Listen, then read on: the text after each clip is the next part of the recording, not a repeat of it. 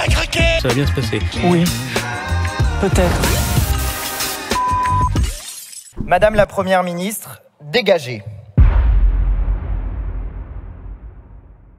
Jeudi 9 novembre, tard dans la soirée, a été débattue à l'Assemblée nationale une motion de censure déposée par la France insoumise, suite à l'énième déclenchement de l'article 49.3 par le gouvernement pour faire passer sans vote son budget 2024. Sur le fondement de l'article 49, alinéa 3 de la Constitution, J'emmerde le peuple.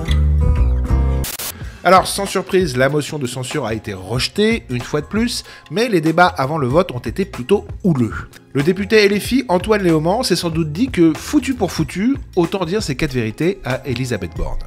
Madame la Première ministre, dégagez. Dégagez. Du balai. Dehors, ça suffit.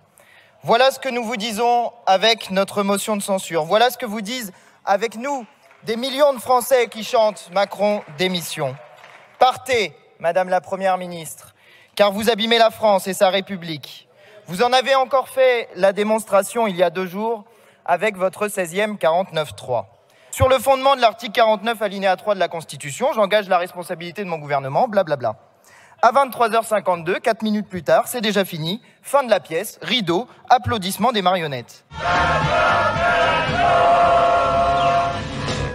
La France n'est pas une entreprise. Les Français ne sont pas vos salariés et vous n'êtes pas leur patronne.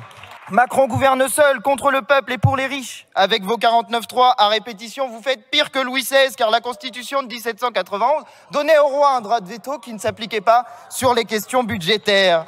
Et vous, 49.3, vous ne savez pas faire de budget sans acte d'autorité, vous faites pire que Louis XVI. À mort, lui croyait bâton.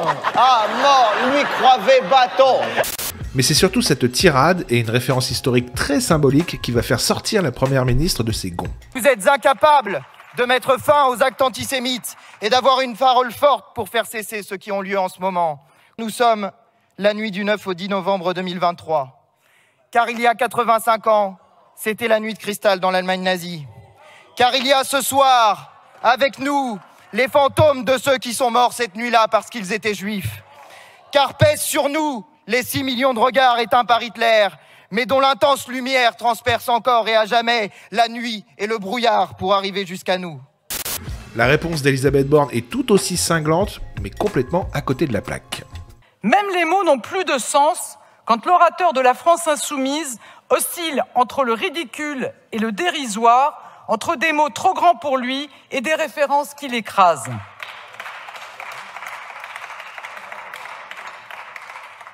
Mais je vous le dis avec gravité, ce soir, vous avez franchi des lignes que je ne croyais pas imaginables dans cet hémicycle. Louis XVI, la nuit de cristal, je n'ai pas d'autre mot que celui d'indécence. Comment ici peut-on comparer un outil constitutionnel à la nuit de cristal? Savez-vous de quoi vous parlez, monsieur le député? Il dit qu'il voit pas le rapport. Dans le même registre, j'avais fait une vidéo où Elisabeth Borne a une attitude affligeante à l'Assemblée nationale avec ses copines Agnès Pannier-Runacher et Yael Braun-Pivet.